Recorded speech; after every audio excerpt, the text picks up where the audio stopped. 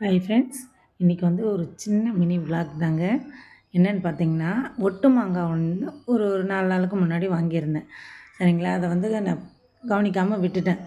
அது தொக்கு செய்யலான்னு வாங்கினேன், பார்க்காம விட்டுட்டேன். அது வந்து பாதி பழுத்த ஸ்டேஜில் இருந்தது.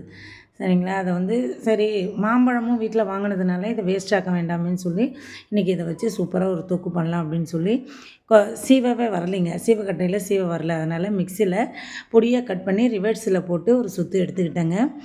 எண்ணெய், கடுகு தாளிச்சிட்டு இந்த சீவி வச்சுருக்கோம்ல மாங்காய், அதை போட்டுட்டு கொஞ்சமாக மஞ்சள் பொடி, காரப்பொடி, இது கொஞ்சம் லைட் ஸ்வீட் இருக்குன்றதுனால ரொம்ப காரம் தேவைப்படாது.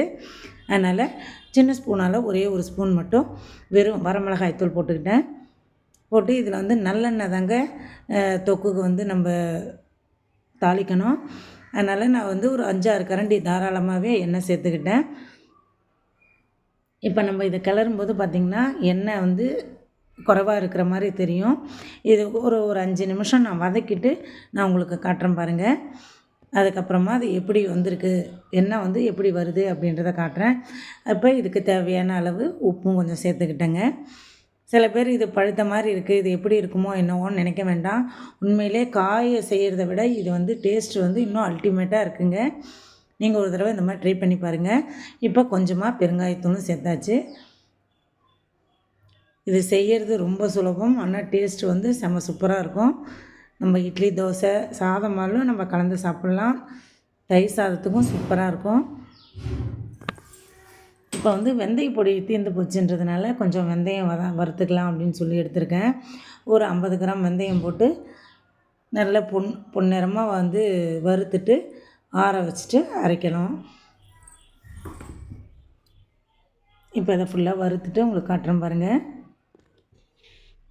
இப்போ மாங்காய் தொக்கு ஒரு 10 நிமிஷம் நல்லா வதக்கி விட்டாச்சுங்க. இப்போ சிம்மில் வச்சுருக்கேன். அதுக்குள்ளே நம்ம இந்த வறுத்த வெந்தயத்தை வந்து நைஸாக பொடி பண்ணி எடுத்தாச்சு. முதல்ல ஒரு 1/4 ஸ்பூன் வந்து தொக்குக்கு சேர்த்துட்டேன். இப்போ பத்தாதுன்றதுனால ஃப்ரெஷ்ஷாக அரைச்சதுலேயும் ஒரு 1/4 ஸ்பூன் எடுத்து சேர்த்து நல்லா வதக்கி விட்டாச்சு. இங்கே பாருங்கள், நல்லா சூப்பராக எண்ணெய்லாம் பிரிஞ்சு நல்லா வதங்கி வந்துடுச்சு. நம்ம நார்மல் குண்டு மாங்காய் செய்கிறத விட அது வந்து கொஞ்சம் புளிப்பு தூக்கலாக காட்டும். இந்த ஒட்டு மாங்காய் செய்யும்போது டேஸ்ட் வந்து கொஞ்சம் இன்னும் நல்லாயிருக்குங்க. இப்போ நம்ம கேஸ் ஆஃப் பண்ணிடலாம். நான் பயந்தேன், ஐயோ மாங்காய் வந்து பாதி பழுத்துடுச்சே எப்படி இருக்குமோன்னு நினச்சேன். ஆனால் உண்மையிலே டேஸ்ட் வந்து செம்ம சூப்பராக இருக்குது. இப்போ இந்த அரைச்ச பொடியை இதில் சேர்த்துக்கலாம். அதே மாதிரி இந்த பாத்திரத்துலேயும் அந்த தொக்கை கொஞ்சம் ஆறுனதுக்கப்புறம் பாத்திரத்தில் மாற்றிக்கலாங்க. ரொம்ப குயிக்காக நல்லா டேஸ்ட்டான மாங்காய் தொக்கு ரெடி ஆகிடுச்சு பாருங்கள். இதை நம்ம வந்து கைப்படாமல் வச்சுருந்தோம்னா 10-15 நாள் வரலும் வெளியில் வச்சு நம்ம யூஸ் பண்ணிக்கலாம்.